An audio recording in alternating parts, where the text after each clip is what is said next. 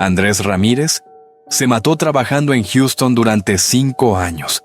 5 años sin vacaciones, sin descanso, sin ver crecer a su hijo. Todo para mandar dinero a casa.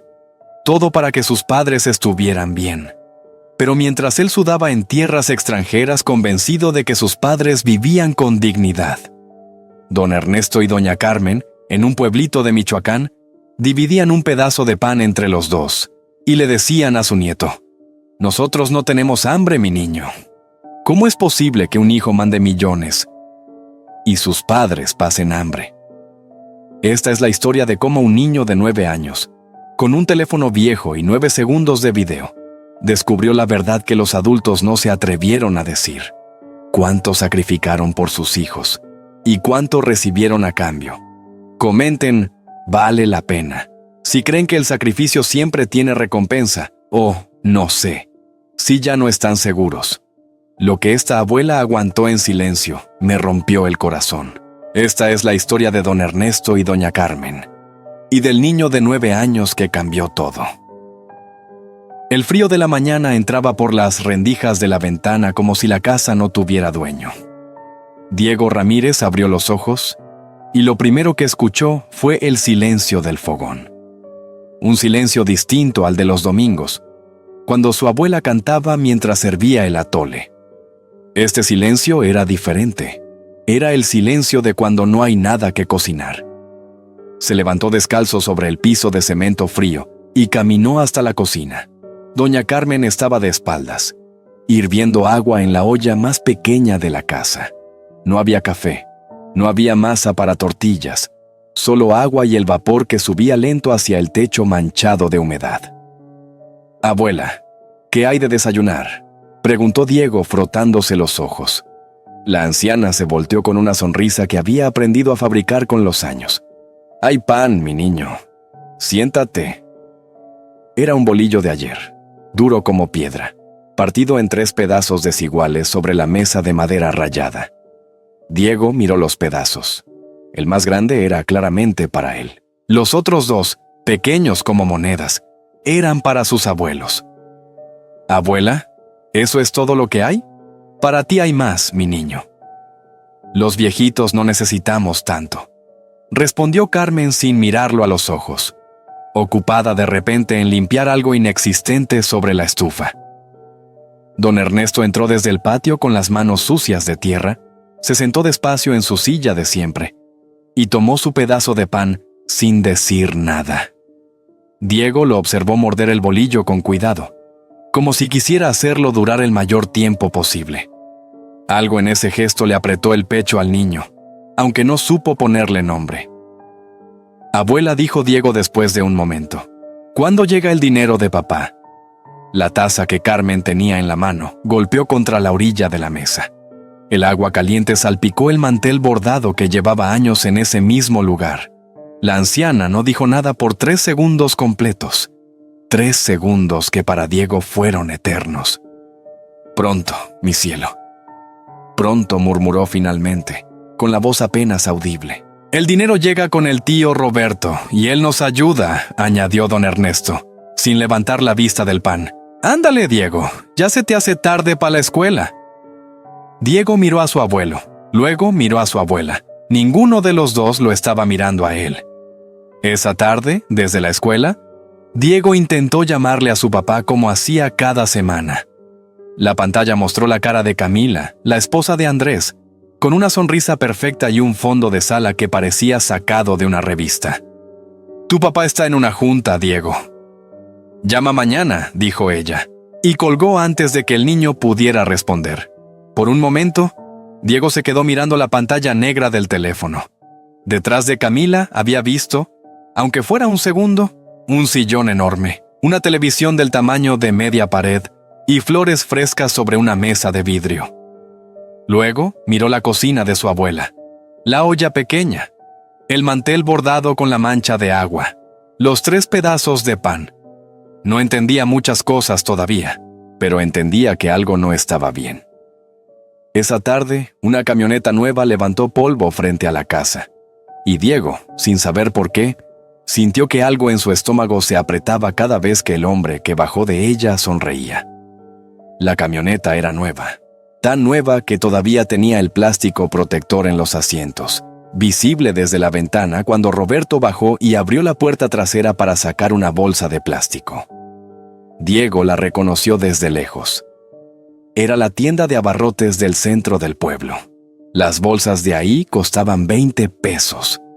¡Mis viejitos!, gritó Roberto con los brazos abiertos como si no los hubiera visto en años, aunque había pasado apenas 2 semanas desde su última visita.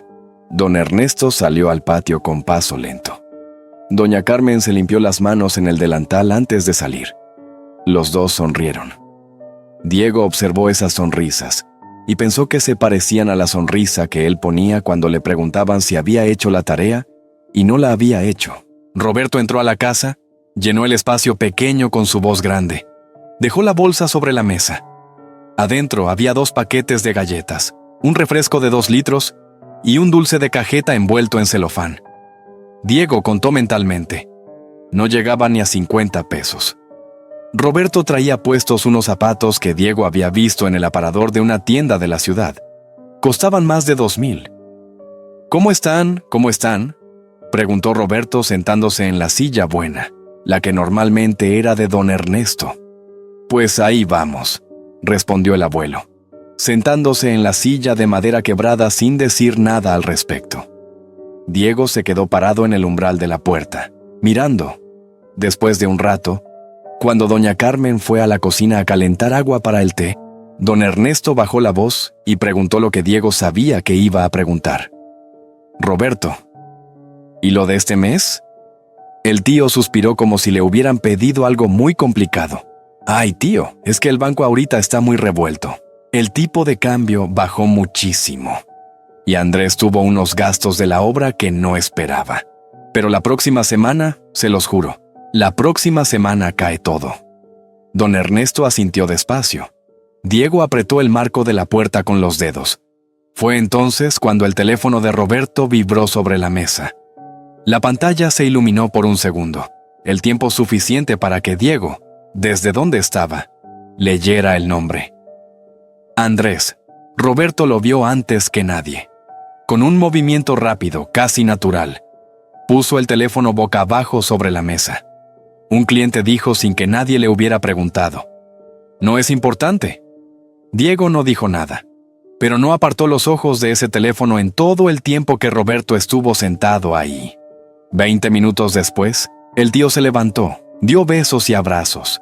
Prometió volver pronto. Prometió traer el dinero. Prometió llamar. Subió a su camioneta nueva y levantó una nube de polvo al salir por el camino de tierra. Doña Carmen recogió la bolsa de plástico de la mesa, sacó las galletas, el refresco, el dulce. Las puso sobre la repisa con cuidado, como si fueran algo valioso. Luego fue a la cocina sin decir nada. Don Ernesto se quedó sentado en silencio, mirando la puerta. Diego miró la camioneta nueva desaparecer entre los árboles y pensó en el nombre que había visto en la pantalla. Andrés, su papá. ¿Por qué el tío Roberto no quería contestar cuando llamaba a su papá? Esa noche, Diego se despertó a medianoche con sed. Al pasar frente al cuarto de sus abuelos, escuchó la voz de su abuela, muy bajita, hablando sola, o quizás rezando. Diosito, que Andrés no se olvide de nosotros, que alguien le diga la verdad. Diego se quedó inmóvil en el pasillo oscuro. Nadie iba a decírsela. Eso lo entendió en ese momento con una claridad que no esperaba tener a sus 9 años. Nadie, excepto él. Esa mañana no había nada, ni pan duro, ni agua hirviendo, ni el ruido del fogón encendiendo, solo silencio. Y doña Carmen sentada en su silla de la cocina, con las manos cruzadas sobre la mesa vacía y los ojos fijos en un punto de la pared que no tenía nada. Diego se detuvo en la entrada de la cocina. No preguntó nada. No había nada que preguntar. «Hoy no hay desayuno», mi niño, dijo la abuela sin moverse. «Pero a mediodía ya veremos». A mediodía. Diego calculó cuántas horas faltaban. Calculó también cuándo había sido la última vez que sus abuelos habían comido algo que no fuera un pedazo de pan o agua con azúcar. No pudo recordarlo.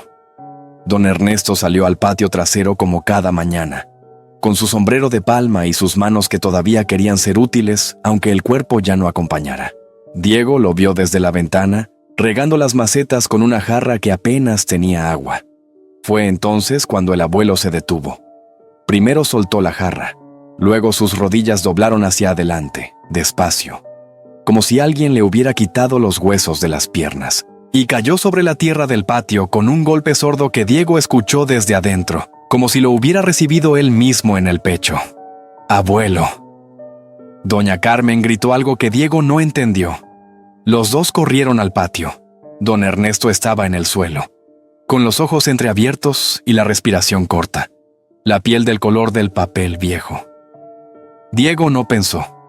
Sacó el teléfono del bolsillo del pantalón, ese teléfono viejo y rayado, que su papá había mandado desde Houston 3 años atrás, y apretó el botón de grabar. 9 segundos. El abuelo en el suelo. La abuela arrodillada a su lado llorando en silencio.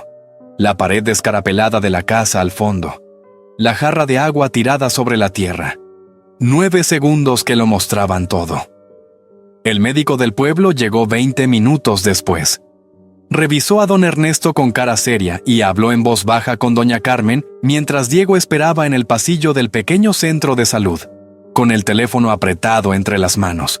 «Desnutrición y agotamiento», dijo el médico. «Este hombre lleva semanas sin alimentarse bien. ¿Quién está a cargo de esta familia?» Doña Carmen no respondió. Fue en ese momento cuando don Ernesto, desde la camilla, comenzó a murmurar con los ojos cerrados. Palabras sueltas, mezcladas, como piezas de un rompecabezas que nadie había pedido armar. «Roberto. El dinero. Díselo a Andrés. Díselo». Diego se quedó paralizado en la puerta. Su abuelo sabía. Don Ernesto había sabido todo el tiempo, y había callado. El niño salió al pasillo, se sentó en la banca de metal frío, y miró el video en la pantalla del teléfono. 9 segundos. El abuelo en el suelo. La abuela llorando. La casa al fondo. Recordó la voz de su abuela rezando la noche anterior. Que alguien le diga la verdad. Nadie se la iba a decir. Ningún adulto iba a moverse. Lo había entendido anoche y lo confirmaba ahora. Abrió Facebook, buscó el perfil de su papá, subió el video y escribió, con los dedos torpes de un niño de 9 años que todavía cometía faltas de ortografía. Mi abuelo se cayó de hambre. «Papá, ¿dónde estás?». Apretó publicar. 3 horas después, el teléfono vibró con un número desconocido. Diego contestó sin saber quién era. «Diego». «Hijo». La voz era ronca, como si hubiera estado llorando o gritando, o las dos cosas al mismo tiempo. ¿Qué pasó? ¿Qué está pasando allá? Era su papá, llamando desde un número que Diego no conocía. Y en la voz de Andrés Ramírez, desde Houston, había algo que Diego nunca le había escuchado antes: miedo. Diego salió al patio del centro de salud para contestar. El sol de la tarde pegaba fuerte sobre las losetas blancas y los geranios en macetas alineados contra la pared. Un lugar normal para una conversación que no iba a ser normal. Papá dijo simplemente: «Hijo, ¿qué pasó?». Vi el video. La voz de Andrés llegaba entrecortada, como si estuviera caminando rápido o hubiera estado corriendo. «¿Dónde estás? ¿Cómo está tu abuelo?». «En el centro de salud. El doctor dice que es desnutrición, que lleva semanas sin comer bien». Silencio al otro lado de la línea. Un silencio pesado, del tipo que Diego asociaba con los momentos en que los adultos estaban procesando algo que no querían procesar.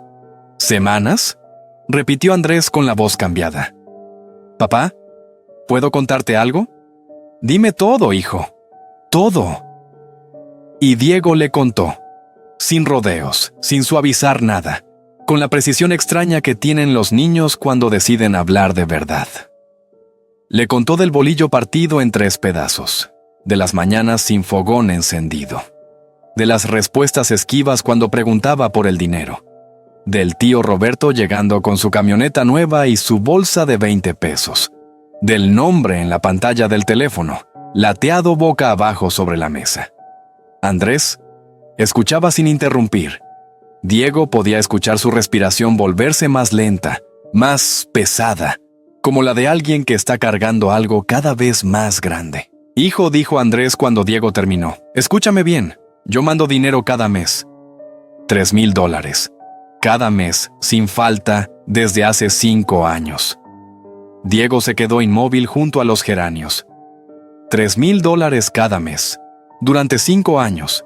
$180,000 en total. Y sus abuelos partían un bolillo duro entre dos. ¿Papá? ¿Y ese dinero a dónde va? Otra pausa. Esta más larga. Bata una cuenta. Camila hace las transferencias. Ella se encarga de todo eso porque yo trabajo todo el día ahí. Se detuvo. Diego escuchó el momento exacto en que algo dentro de su padre comenzó a romperse. Camila hace las transferencias a la cuenta de Roberto. Él recibe el dinero y se lo da a tus abuelos en efectivo. Así lo acordamos desde el principio. Diego no dijo nada. No hacía falta. Diego dijo a Andrés, y su voz ahora era diferente, más fría, más quieta, como el agua antes de hervir. ¿Cuándo fue la última vez que el tío Roberto les dejó dinero en casa? No me acuerdo, papá. ¿Meses? Creo que... mucho tiempo. Andrés exhaló despacio. Diego imaginó a su padre del otro lado, en Houston, en algún lugar que no conocía, procesando el peso de lo que acababa de entender. Quédate con tus abuelos. No le digas nada a nadie todavía. ¿Me escuchas? Sí, papá. Te llamo en 1 hora desde este mismo número. No contestes si no es este. Diego guardó el teléfono en el bolsillo y volvió hacia la entrada del centro de salud. Fue entonces cuando lo vio. Roberto estaba parado junto a la puerta principal, con las llaves de su camioneta en la mano y los ojos fijos en Diego. Alguien del pueblo le había avisado. Siempre había alguien que avisaba. El tío caminó hacia él despacio, y Diego notó, por primera vez con absoluta claridad, que Roberto no estaba sonriendo. «Chamaco», dijo Roberto, con una voz que Diego no le había escuchado antes. «¿Con quién hablabas?» Diego apretó el teléfono dentro del bolsillo y levantó la vista hacia su tío. «Con mi papá», respondió. Roberto dejó de caminar. Sus llaves dejaron de sonar. Y en el patio del centro de salud, entre geranios y losetas blancas, Diego Ramírez, de 9 años, entendió que acababa de cruzar una línea que no tenía regreso. Esa noche, cuando su abuelo dormía con la respiración todavía irregular, pero más tranquila que por la mañana, Diego entró despacio al cuarto. La habitación olía a medicina y a ropa vieja guardada. La luz de la luna entraba por la ventana sin cortinas y caía sobre la cama, sobre las manos de don Ernesto cruzadas sobre el pecho, sobre sus pantalones doblados en la silla de madera.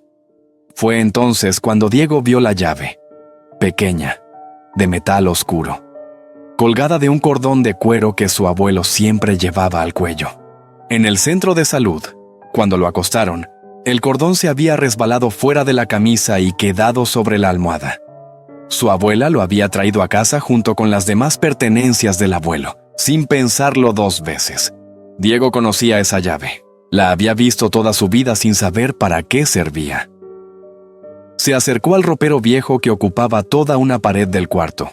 Abajo, casi a nivel del piso, había un cajón angosto que siempre estaba cerrado. Diego se arrodilló, introdujo la llave, giró. El cajón abrió con un quejido suave. Adentro había papeles doblados, recibos amarillentos, una estampita de la Virgen de la Salud y un cuaderno de pasta negra, del tipo que usan los estudiantes de primaria. Diego lo sacó con cuidado, como si pudiera romperse. Lo abrió en la primera página. La letra de su abuelo era lenta y firme, de hombre que aprendió a escribir de adulto. Cada página tenía el mismo formato. Mes, año, una cantidad con signo de pesos, y debajo otra cantidad más pequeña, a veces 0, seguida de una sola palabra. Roberto. Enero. Prometió 500, dio 200. Febrero. Prometió 500, dio 0. Marzo. Prometió 500, dio 150. Diego pasó las páginas despacio. 5 años de páginas. 5 años de números que no cerraban. 5 años de un hombre que sabía exactamente lo que le estaban haciendo. Y lo escribía en silencio porque no sabía qué otra cosa hacer. Al fondo del cajón encontró un sobre. El remitente era una dirección de Houston que Diego no reconoció, pero el nombre escrito a mano en la esquina sí lo reconoció. Andrés Ramírez. El sobre estaba cerrado. Nunca había sido abierto. Pero cuando Diego lo acercó a la luz de la luna, notó algo. La línea del cierre no era pareja. Había una zona, en la esquina derecha, donde el papel estaba ligeramente arrugado, como si alguien lo hubiera abierto con vapor y vuelto a pegar con cuidado, pero no con suficiente cuidado. Roberto había leído esa carta antes de que llegara a manos de su abuelo. Diego guardó el cuaderno y el sobre dentro de su mochila escolar, debajo de los libros de matemáticas. Al día siguiente, en la escuela, Maestra Dolores lo notó antes de que sonara el primer timbre. Diego estaba sentado en su lugar con los ojos fijos en el pizarrón, pero sin ver nada de lo que había escrito en él.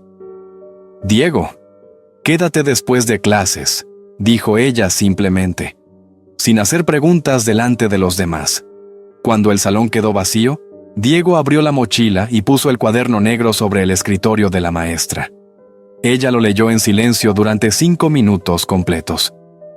Diego la observó cambiar de expresión página por página, de la concentración a la tristeza, de la tristeza a algo más duro y más frío. «¿Cuánto tiempo llevan así, Diego?» «Siempre, maestra. Desde que me acuerdo». Dolores cerró el cuaderno con cuidado. «Esto es un robo», dijo con la voz tranquila de quien está nombrando algo que ya existía, solo que sin nombre. «Y hay que pararlo». Sacó su teléfono y comenzó a escribir un mensaje. Diego no le preguntó a quién. «Conozco a un licenciado en Morelia», dijo Dolores sin dejar de escribir.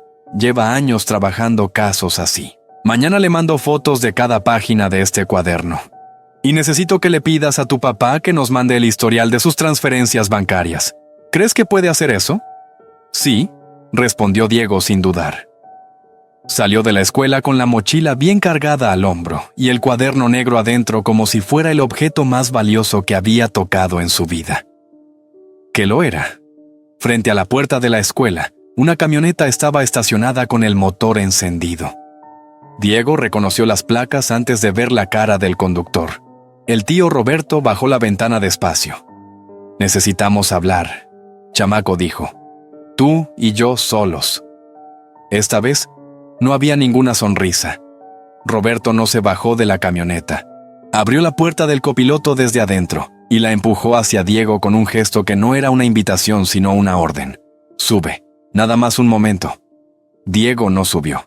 Se quedó parado en la banqueta con la mochila al hombro y los pies firmes sobre el suelo, como si los hubiera plantado ahí esa mañana y no tuviera ninguna intención de moverlos. «Puedo escucharte desde aquí, tío».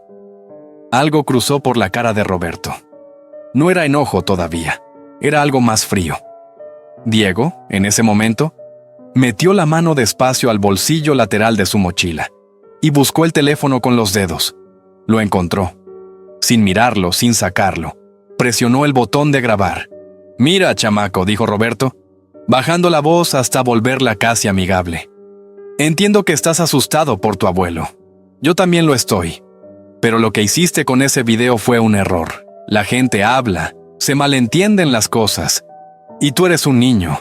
No sabes cómo funcionan los asuntos de dinero entre adultos».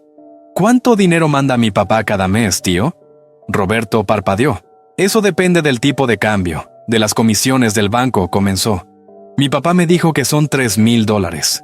Cada mes, sin falta». El silencio que siguió duró exactamente 4 segundos. Diego los contó. «Tu papá está confundido», dijo Roberto finalmente. «Las transferencias tienen descuentos. Hay gastos de ya le dije todo a mi papá», interrumpió Diego. «Lo del bolillo, lo de la camioneta nueva, lo del teléfono que volteaste cuando apareció su nombre». Roberto apretó el volante con ambas manos. Sus nudillos se pusieron blancos. «Escúchame bien», dijo, y ya no había ningún intento de amabilidad en su voz. «Ese video lo vas a borrar hoy. Y cuando tu papá llame, Le vas a decir que todo fue un malentendido, que los viejitos están bien, que tú te asustaste por nada. ¿Entiendes? No dijo Diego. Una sola palabra. Tranquila, sin temblor. Roberto abrió la puerta y se bajó de la camioneta. Era un hombre grande, de hombros anchos, y cuando se paró frente a Diego, la sombra del tío cubrió al niño por completo. Pero Diego no retrocedió ni un paso.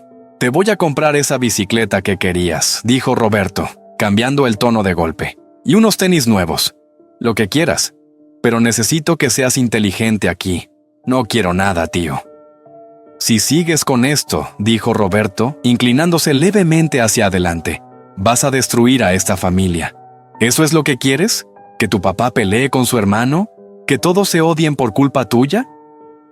Diego lo miró directamente a los ojos. Pensó en su abuelo cayendo en el patio. Pensó en el cuaderno negro con 5 años de números que no cerraban. Pensó en el sobre que nunca fue abierto. «La familia ya está destruida, tío», respondió. «Tú la destruiste». Diego.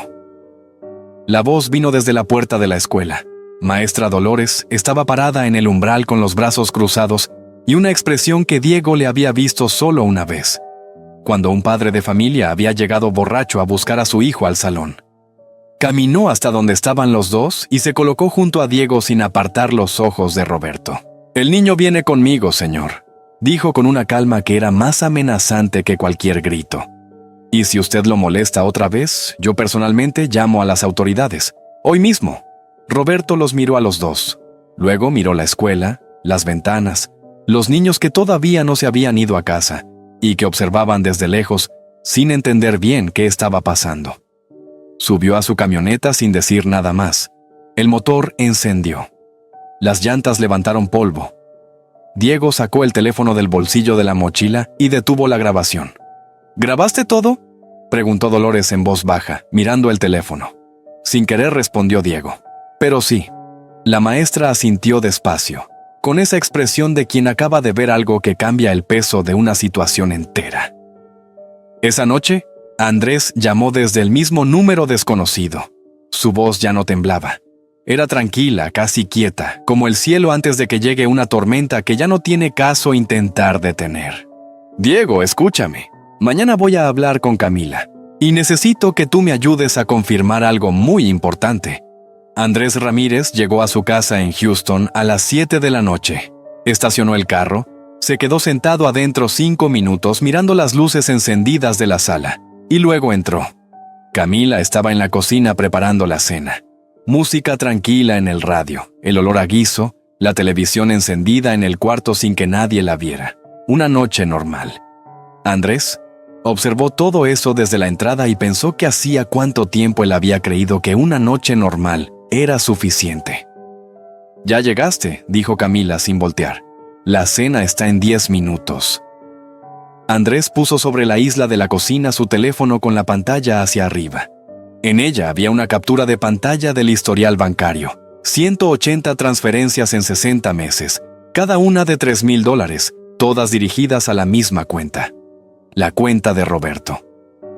Camila volteó. Vio el teléfono. Su expresión no cambió de inmediato, y eso fue lo que más le dolió a Andrés. No hubo sorpresa, solo un segundo de cálculo. «¿Qué es esto?», preguntó ella. «Tú me lo dices», respondió Andrés. «Andrés, el dinero va a Roberto porque así lo acordaron. Él lo convierte a pesos y se lo da a tus padres en efectivo. Siempre fue así. Mis padres no han recibido dinero en meses, Camila. Roberto dijo que los viejitos preferían el efectivo, que el banco les cobraba mucha comisión, que era más fácil así», respondió ella. Y en ese momento se detuvo, como si sus propias palabras la hubieran atrapado. Andrés la miró en silencio. Camila acababa de decir que Roberto le había explicado el sistema, que ella había tenido una conversación con Roberto sobre cómo manejar el dinero, que no era solo que firmaba transferencias sin preguntar. Sabía, había preguntado, y había aceptado la respuesta sin verificar nada. «¿Cuándo fue la última vez que llamaste a mis padres tú sola?», preguntó Andrés. «Sin que yo estuviera, solo para saber cómo estaban». Camila no respondió. Andrés tomó su teléfono y se fue al estudio. Cerró la puerta con llave por primera vez en años. Marcó el número de Diego. La pantalla mostró la cara de su hijo, sentado en la silla de plástico azul del pasillo del centro de salud, con el cuaderno negro sobre las piernas. Detrás de él, a través de la puerta entreabierta, Andrés pudo ver los pies de su padre asomando bajo las cobijas de la cama. «Ponle el teléfono a tu abuelo, hijo». Diego entró al cuarto en silencio y colocó el teléfono sobre la almohada, apoyado contra el vaso de agua de la mesita, para que la cámara apuntara hacia don Ernesto. El anciano abrió los ojos despacio. Cuando vio la cara de su hijo en la pantalla, algo en su cara se movió, como una pared que llevaba mucho tiempo aguantando un peso, y finalmente decide soltarlo. «Ernesto», dijo Andrés, con la voz rota desde la primera sílaba. «Papá, dime la verdad. Todo».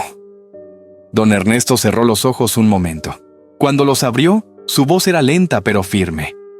«Desde el primer año, hijo. Roberto llegaba con menos de lo que tú mandabas.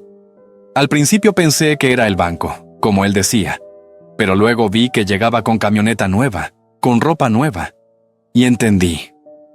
Pero tú eres su hermano».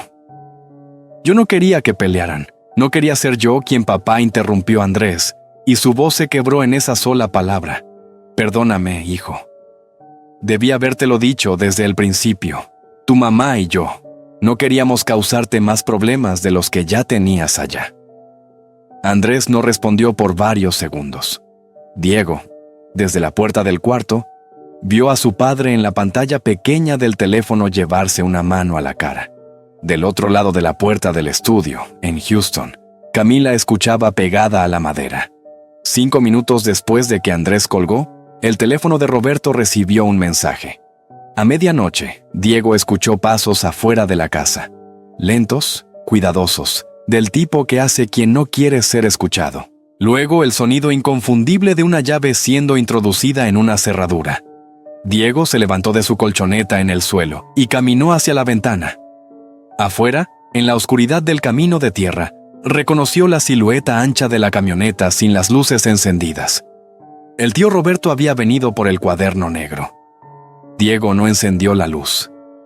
Se quedó parado junto a la ventana en la oscuridad, escuchando. El sonido de la llave en la cerradura duró varios segundos, como si quien la manejara conociera la cerradura, pero estuviera apurado. Luego, la puerta de la entrada crujió. Pasos sobre el piso de cemento. Lentos al principio, luego más seguros, dirigiéndose hacia el cuarto de los abuelos. Diego metió la mano bajo el colchón y sacó la mochila. El cuaderno negro seguía adentro.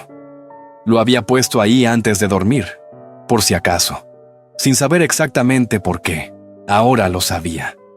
Escuchó cuando Roberto abrió el ropero, el mismo quejido que Diego había escuchado 2 noches antes. Luego, el sonido de cajones siendo abiertos, papeles movidos, cosas revueltas. Y después, silencio. El silencio de alguien que no encontró lo que buscaba. «¿Qué estás haciendo en mi casa?». La voz de doña Carmen llegó desde el umbral del cuarto con una claridad y una firmeza que Diego no le había escuchado en mucho tiempo. Quizás nunca. Roberto se volteó, en la oscuridad del cuarto con solo la luz de la luna entrando por la ventana. Los dos se miraron. «Carmen, yo solo vine a revisar que estuvieran bien, que a medianoche», dijo ella, con llave propia, revolviendo mis cajones. Roberto cambió el tono. Se volvió más suave, más familiar. El mismo tono que usaba cuando llegaba con la bolsa de 20 pesos y los zapatos de 2,000. «Hay unos papeles del abuelo que necesito para unos trámites del banco. Cosas de Andrés, nada importante. Dame el cuaderno negro y me voy». Doña Carmen no se movió del umbral. «No hay ningún cuaderno aquí», dijo. «Carmen, no me hagas perder el tiempo. Sé que existe. Sé. El viejo lo tenía guardado desde hace años». «Puede ser», respondió la anciana, con una calma que a Diego, escuchando desde el pasillo, le pareció la cosa más valiente que había visto en su vida. «Pero ya no está aquí». Roberto dio un paso hacia ella. «¿Dónde está?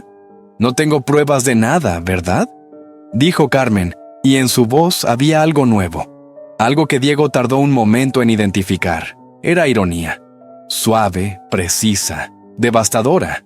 Eso fue lo que siempre dijiste, Roberto, que éramos dos viejitos sin pruebas de nada. Roberto se detuvo. ¿No? Pero mi nieto sí las tiene. En el pasillo, Diego ya tenía el teléfono en la mano. Marcó el número de maestra Dolores. 2 tonos. 3. Diego, ¿qué pasó?, contestó ella con voz de quien no estaba dormida. El tío Roberto está en la casa, susurró, buscando el cuaderno. No necesitó decir más. Escuchó el sonido de llaves siendo tomadas del otro lado de la línea. Llamo a la policía y voy para allá. No salgas del pasillo. Diego guardó el teléfono y encendió la grabadora por segunda vez esa semana. En el cuarto, Roberto intentó un último argumento. Si entregas ese cuaderno a Andrés, vas a destruir a tu familia. Tu hijo va a pelear con su hermano, van a terminar en juzgados, van a perder años de su vida en «Ya perdimos 5 años», lo interrumpió Carmen. 5 años de hambre. 5 años callados para no causarle problemas a nadie. Hizo una pausa. Ya no me queda nada más que perder, Roberto. A lo lejos llegó el sonido inconfundible de una patrulla. Roberto miró hacia la ventana, luego miró a Carmen, luego miró el pasillo oscuro donde Diego estaba parado, aunque no podía verlo. Caminó hacia la puerta de salida sin decir nada más. Sus pasos ahora eran distintos, rápidos, sin el cuidado de quien no quiere ser escuchado. Ya no importaba. Doña Carmen lo siguió hasta la entrada y cerró la puerta cuando la camioneta encendió el motor. Afuera, desde la calle, Maestra Dolores llegó justo cuando las luces traseras de la camioneta de Roberto doblaban la esquina. Sacó su teléfono y fotografió las placas. 10 minutos después, sentados los tres en la mesa de la cocina bajo la única bombilla encendida de la casa, Dolores escribió un mensaje y lo envió. «Ya tiene las placas», el licenciado dijo. «Y mañana temprano, todo llega a Morelia». Diego puso el teléfono sobre la mesa. La grabadora había estado corriendo durante 12 minutos. En ese momento, el teléfono vibró con un mensaje de su papá. 4 palabras. «Estoy en el aeropuerto».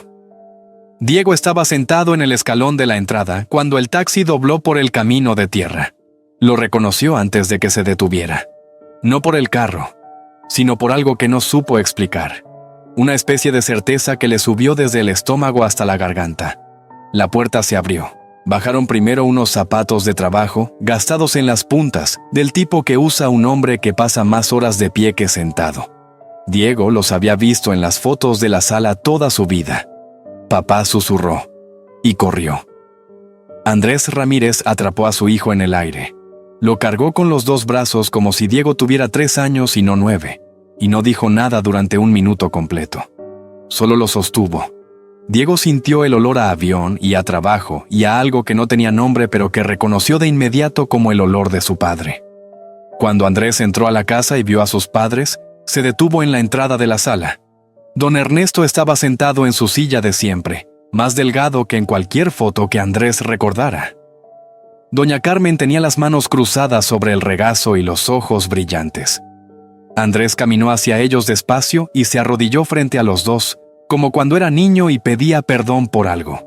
Pero esta vez no era él quien pedía perdón. «Ya estoy aquí», dijo simplemente, y los tres se quedaron así, en silencio, durante el tiempo que necesitaron.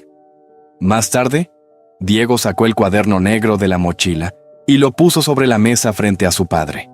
También sacó el sobre con la carta de Andrés, que nunca había sido abierta. Andrés tomó el cuaderno primero. Lo leyó de principio a fin sin decir nada, pasando las páginas despacio, con la mandíbula apretada y los ojos que no lloraban porque ya habían pasado por algo más allá de las lágrimas. Luego, abrió el sobre. Leyó su propia letra de 2 años atrás, las palabras que había escrito pensando que llegarían a manos de su padre. Dobló la carta con cuidado y la guardó en el bolsillo de su camisa, sobre el pecho. Se levantó. «¿Dónde está Roberto a esta hora?», preguntó. Diego lo supo sin pensar. En el café del centro. Siempre está ahí las tardes. El Café Michoacán era el corazón del pueblo. Mesas de plástico bajo un corredor de lámina, el olor permanente a café de olla y pan dulce. Y siempre, a cualquier hora, media docena de hombres sentados resolviendo los asuntos del mundo. Cuando Andrés entró, 3 mesas voltearon a mirarlo. Lo reconocieron. Llevaba años fuera, pero el pueblo no olvida a sus hijos. Roberto estaba al fondo, con una taza en la mano y el teléfono sobre la mesa, con la cara de quien todavía no sabe que el piso bajo sus pies ya cedió. Andrés caminó hasta su mesa y puso el cuaderno negro sobre el plástico sin decir nada. Roberto lo miró. Miró a su hermano. Miró el cuaderno. Andrés, escúchame. Hay una explicación para $180,000. Hermano, dijo Andrés, con una voz tan baja que las mesas de alrededor tuvieron que quedarse en silencio para escuchar. Mis padres comían sobras mientras tú comprabas camionetas. Buscó en el teléfono y puso el audio sobre la mesa. La voz de Roberto llenó el café. Ese video lo vas a borrar hoy. Si sigues con esto, vas a destruir a esta familia. Nadie en el café habló. Roberto abrió la boca. La cerró. Fue entonces cuando Maestra Dolores entró por la puerta del café seguida de un hombre de traje gris, con un portafolios bajo el brazo. El licenciado de Morelia puso sobre la mesa, junto al cuaderno negro, una carpeta con el nombre de 3 familias más del municipio que habían denunciado el mismo patrón. El mismo intermediario, el mismo sistema. No fue solo con nosotros, dijo Andrés, mirando a su hermano. Nunca fue solo con nosotros. Roberto no respondió. No había nada que responder. Esa tarde, 2 agentes de la policía municipal llegaron al Café Michoacán. Esa noche, cuando la casa estaba en silencio y don Ernesto dormía con la respiración más tranquila que en semanas, el teléfono de Andrés sonó. Era Camila, llorando, diciendo que todo había sido un error, que ella no sabía, que Roberto la había engañado a ella también, que por favor le diera una oportunidad. Andrés la escuchó hasta que terminó. Luego dijo 3 palabras. Diego, parado en el umbral del cuarto. Las escuchó claramente. No las repetiría nunca, pero supo, en ese momento, que todo lo que había empezado con un video de 9 segundos y la pregunta de un niño había terminado de la única manera que podía terminar. Con la verdad. Una semana después, el fogón de la cocina amaneció encendido. Diego lo escuchó desde su cuarto antes de abrir los ojos. El crepitar del fuego, el olor a masa recién hecha, el sonido del chocolate batiéndose en la jarra de barro. Se quedó un momento con los ojos cerrados, dejando que esos sonidos le llenaran el pecho de algo que tardó un poco en identificar porque no lo había sentido en mucho tiempo. Tranquilidad. Así de simple, así de enorme. La cocina era la misma de siempre, con las mismas paredes de boy manchadas y la misma ventana pequeña. Pero sobre la mesa había tamales en hoja de maíz, una olla de atole humeante, una canasta de pan de la panadería del pueblo y frutas de temporada en un plato de barro que Diego reconoció como el que su abuela guardaba para las ocasiones especiales. Don Ernesto estaba sentado en su silla de siempre. No en la silla de madera quebrada, sino en su silla, la buena, la que Roberto le había ocupado sin pedir permiso aquella tarde, que ahora parecía de otra vida. El abuelo tenía color en la cara, no mucho todavía, pero suficiente para que Diego notara la diferencia. Andrés estaba de pie junto al fogón, torpe y concentrado, intentando ayudar a su madre a voltear una tortilla que se le había pegado al comal. «Así no, hijo», dijo doña Carmen con una risa suave. «Con más confianza. La tortilla siente cuando tienes miedo». «Llevo 20 años en construcción y le tengo miedo a una tortilla», murmuró Andrés, y los 3 se rieron. Diego se sentó a la mesa y miró a su abuelo servirse un tamal sin contar los que quedaban en la olla, sin calcular, sin reservar, sin comer despacio para hacer durar lo que había. Solo tomó el tamal, lo desenvolvió con calma y le dio una mordida entera. Era la primera vez que Diego lo veía comer así. Después del desayuno, cuando Andrés fue al patio a llamar al licenciado de Morelia para revisar los avances del caso, don Ernesto llamó a Diego con un gesto lento de la mano. El niño se acercó. Su abuelo metió la mano en el bolsillo de su camisa y sacó el cordón de cuero con la llave pequeña de metal oscuro. La misma llave. El cajón ya no tenía secretos, pero la llave seguía siendo suya. «Guárdalo tú», dijo don Ernesto, poniendo el cordón en la mano de Diego. Y Diego supo que no hablaba solo de la llave. «Tú fuiste el único que tuvo el valor de usarlo». Diego cerró los dedos alrededor de la llave y no dijo nada, porque no había nada que decir que fuera más grande que ese silencio. Maestra Dolores llegó poco antes del mediodía, cuando el sol de Michoacán ya calentaba las piedras del patio, y los geranios de la ventana abrían sus flores rojas, como si también supieran que algo había cambiado. Traía una caja de pan de nata de la panadería del centro y una sonrisa que no necesitaba explicación. Andrés le sirvió café. Los 4 adultos se sentaron en el patio. Diego se sentó en el escalón, con la llave en el bolsillo y el sol en la cara. «El video llegó a 2 millones de compartidos», dijo Dolores, sosteniendo su taza con las 2 manos. «Hay familias en Oaxaca, en Guerrero, en Zacatecas que vieron lo que pasó aquí y empezaron a revisar sus propios acuerdos con sus intermediarios. El licenciado dice que hay por lo menos 12 casos nuevos abiertos en el estado». Andrés miró a su hijo. Diego parpadeó. 2 millones, 12 familias, 12. Todo empezado con 9 segundos grabados con un teléfono viejo y rayado que su papá había mandado desde Houston 3 años atrás. «Yo solo quería que vinieras», le dijo Diego a su padre, en voz baja, casi para él solo. Andrés se levantó de su silla, caminó hasta el escalón y se sentó junto a su hijo. No dijo nada. Le puso una mano en el hombro y los dos se quedaron mirando el patio. Los geranios, las piedras calientes, el cielo de Michoacán que a esa hora del día tenía el color exacto del azul que no necesita nombre. Adentro, doña Carmen recogía las tazas cantando en voz baja la misma canción que Diego había escuchado toda su vida en las mañanas de domingo, cuando había atole y el fogón encendido, y todo estaba bien. Diego miró la mesa a través de la ventana de la cocina, los platos sucios del desayuno, las hojas de maíz de los tamales, la canasta de pan casi vacía. Pensó en la otra mesa, la de hacía una semana. El bolillo partido en 3 pedazos. El silencio del fogón apagado. Los ojos de su abuela mirando un punto de la pared sin nada. 9 segundos habían sido suficientes. 9 segundos para decir la verdad. 9 segundos para traer a su papá a casa. 9 segundos para que su abuelo pudiera, por fin, comerse un tamal entero sin contar los que quedaban.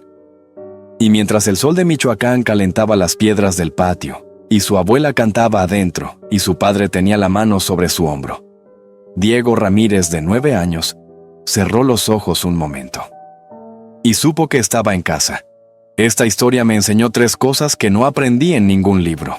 La primera, el silencio que protege a los demás termina destruyendo a quien lo carga. Don Ernesto supo la verdad desde el principio. Calló para no causar problemas. Y ese silencio casi le cuesta la vida. A veces, la palabra más valiente no es la que defiende, sino la que confiesa lo que duele. La segunda, los niños ven lo que los adultos decidimos no ver. Diego no tenía experiencia, no tenía dinero, no tenía poder. Solo tenía ojos limpios y un amor que no sabía fingir. Y eso fue suficiente para romper 5 años de mentiras. Cuando un niño nos pregunta algo incómodo, no lo callemos. Quizás está viendo algo que nosotros ya aprendimos a ignorar. La tercera, mandar dinero no es lo mismo que estar presente. Andrés trabajó 5 años creyendo que cumplía con su familia. Pero cumplir no es solo transferir números a una cuenta. Es preguntar, es dudar, es verificar con los propios ojos que quienes amamos están bien. El dinero viaja solo. El amor necesita que alguien lo lleve. Si tienen familia lejos, llámenlos hoy. No para preguntar si necesitan algo, para preguntar cómo están de verdad. Porque a veces, la única diferencia entre un don Ernesto que se levanta y uno que no, es alguien que se tomó el tiempo de preguntar.